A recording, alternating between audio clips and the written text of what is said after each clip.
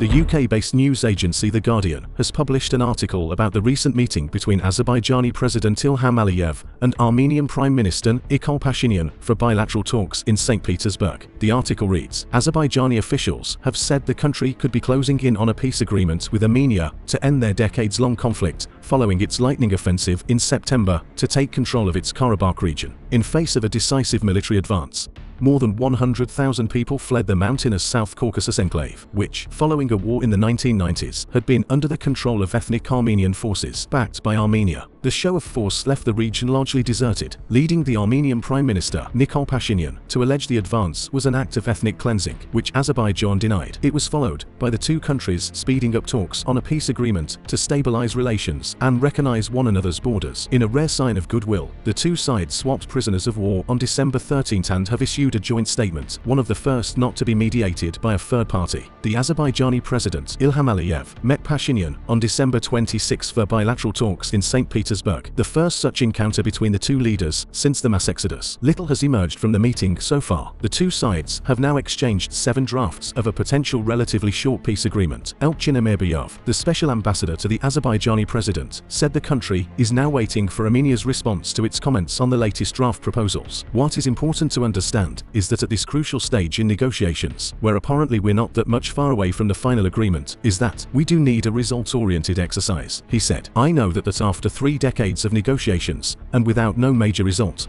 there is a certain kind of fatigue and also frustration in both parties for how long we will continue just to meet each other without any reasonable results. Karabakh has been internationally recognized as Azerbaijani territory, but efforts to end the conflict have been complicated by Turkey, Russia, Iran, US, and the EU all jostling for diplomatic influence in a strategically critical area. Russia has a significant military presence in Armenia. The area is of geostrategic importance due to the proposed Middle Corridor, the transport corridor that would link China to Europe through Central Asia, the Caspian Sea, and the South Caucasus. Amirbayov said the 5 principles in the draft agreement are mutual respect for each other's territorial integrity, sovereignty, and inviolability of international recognized borders, rejection of any territorial claims to each other, now and in the future, rejection of any acts that would run counter to UN Charter, like the use of force or threat of use of force, but also delimitation of the border between Armenia and Azerbaijan, which has never been done, and, last but not least, opening of communication routes and ties between Armenia and Azerbaijan, because we've been without any connection because of the conflict for 30 years. In practice, the issue of the border demarcation might be settled at a later stage, since the negotiations are deemed so complex. Azerbaijan also wants some kind of dispute mechanism for the agreement. Our preference would be to have peace agreements, an article which would speak about some kind of bilateral commission, which needs to be set up in order to address all those misunderstandings or differences in interpretations between us. One of the unresolved issues is the link between the main part of Azerbaijan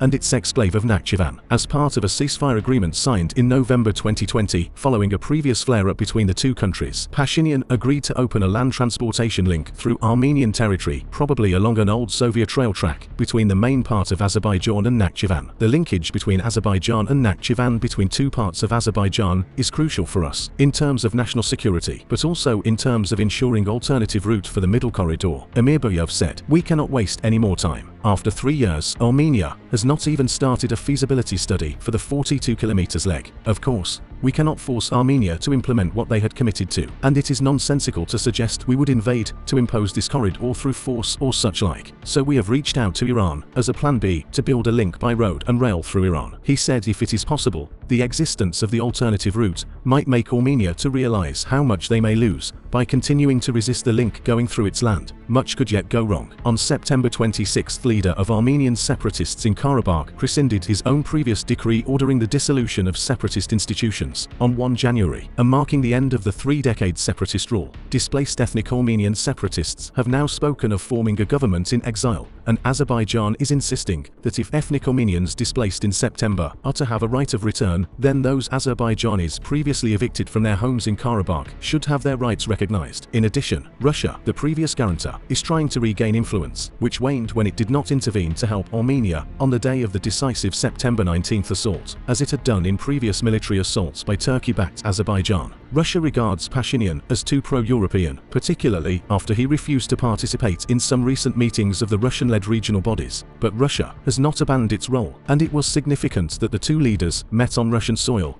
given the large number of countries offering themselves as mediators.